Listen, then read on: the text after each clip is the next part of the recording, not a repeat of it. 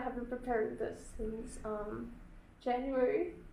Last January, I was feeling my worst again, and so I wanted to be creative, do something just to get myself out of my thoughts.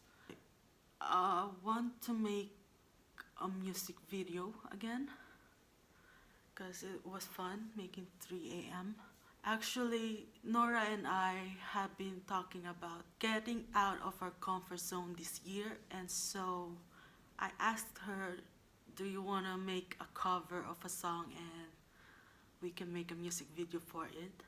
And she liked the idea, and that's how it started. Nora gave me a list of songs she'd like to sing. I looked at them, and Cinnamon Girl was the one that gave me lots of ideas. Cinnamon Girl. So I have been loving this song since Lona released it in 2019, and I have like kind of been singing it for myself for a long time, and it is one of my favorite songs from the album. And so it felt like when Angel said what song I wanted to sing, it just felt like Cinnamon Girl. And when she said that she liked Cinnamon Girl, I was like, yeah, that feels right. This is a song I have been loving for years, and I have been wanting to sing for years. And I just love the way Lana writes songs. It feels very emotional and like beautiful. There's a line in the song that goes, violet, blue, green, red. That specific line gave me ideas on having those colors in the scenes, and it then evolved to having those colors represent specific emotions, which then led to me writing this poem based on these emotions. Nora and I love doing photo shoots for fun, and she usually does the makeup and I do the hair and take the photos, and she models, and sometimes I style the outfits as well. And so we had a blast making the looks for this video. The red scene represents pain. When I think about pain, I somehow think about being naked, more in like being vulnerable, like you're open and yeah, you have no protection. And so in this scene, she's not wearing a top and she's hugging herself.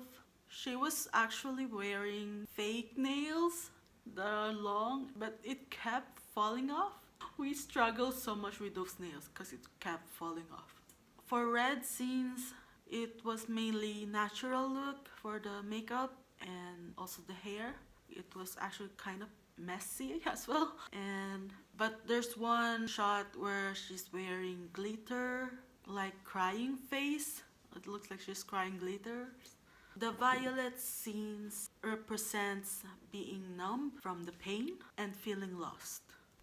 The feeling lost part was mainly shown through the narrative of the video, but for the looks that we used for this scene, I put together this purple turtleneck with the jacket that I altered with violet details on it and a purple skirt. The blue scenes represent sadness, and so I wanted to use mixture of blue and black for the clothes, and I gave her a fake short hair, and she was wearing this very bold eye makeup, and she was wearing these net stockings, which I think the whole look made her look like she's kind of rebellious. That was the look I was trying to go for. I think my favorite look was the blue one, because I mean I never wear like that of an intense blue eyeshadow, Like it was just like a blue matte shadow all over my lids, and I just really liked it. And I felt like a bad and then like a little crying stuff. And it was just, and I loved the hair you did to the blue look too. But I loved creating all the makeup looks. The green scenes represent growth and coping and just healing. And moving on. For the clothes, she's wearing this green jumpsuit with a fluffy green jacket. And for her earrings, she's wearing a daisy earrings, and my idea was to put an exit sign for the green part of the spoken poetry, but since she was wearing that earrings, I thought I'd use the same kind of flower instead, just to match it up a little bit, and I think it worked well. Filming was fun. It was cold.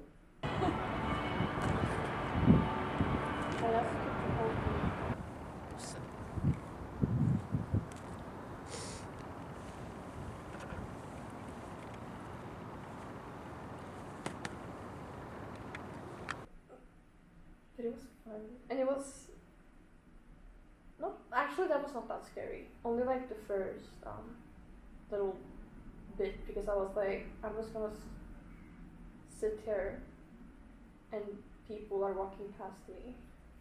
But then it was fun, you know? Yeah. Försvinn.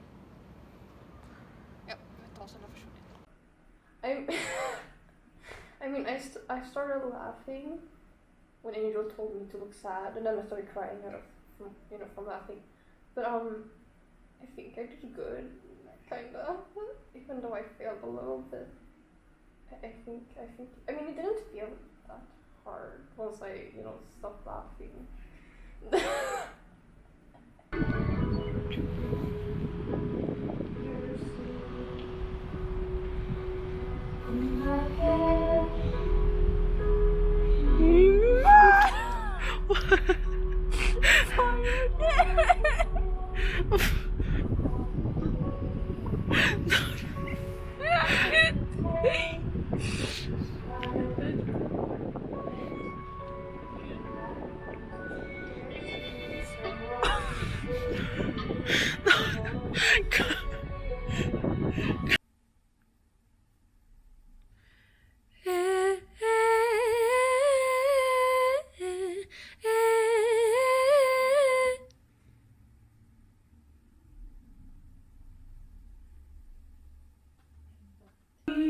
I'm doing this, right?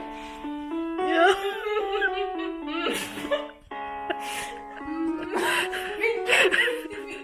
Do you want it to sound like a...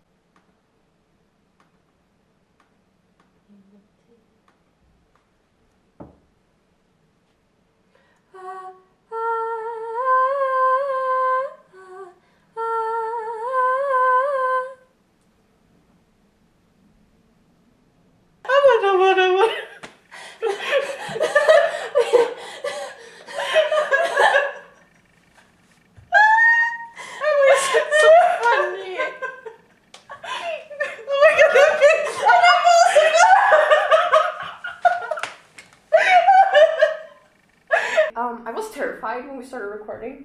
Like, I was actually terrified. And you were like, "Are we going to record?" I'm like, "Yeah." I don't know if I told you this, but like the first half an hour, I was dead as shake. I was literally shaking. I was like, "Well, this is great." I don't even know like why I was so scared. Just like I've been stuck in this comfort zone for so long, and then the comfort zone started getting real boring. And it's like I may be a little scared now, but they say your comfort zone kills you, right? And I started getting very bored by just like being comfortable. Like, I mean, like, I want to feel alive, right?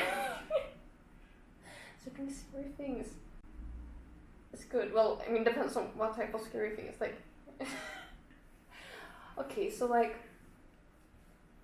I mean, I'm just thinking about the things that would have changed in the way I did it. But like, I was a little scared, right?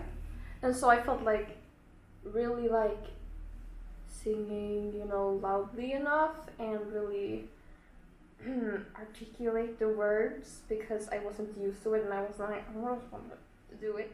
And then like after I was like, I should have changed that. So I think because I was nervous, I feel like I didn't do as good as I wanted to. But you say it's good. So, and also I'm trying to think like, it was my first cover since I was 11. Yeah, so I'm just like trying to think like I don't want to be so hard on myself because I left my comfort zone now and it's reading and it's fun.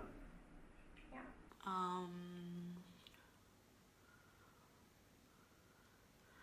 To be completely honest, I'm not super happy with the results of the video, but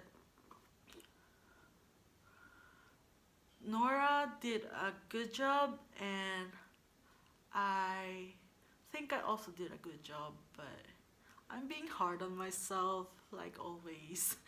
But I mean, this is why I made this video. It's just to try new things and grow and learn. And I've definitely learned a lot making this video. And I want to keep making more and see how much I can improve.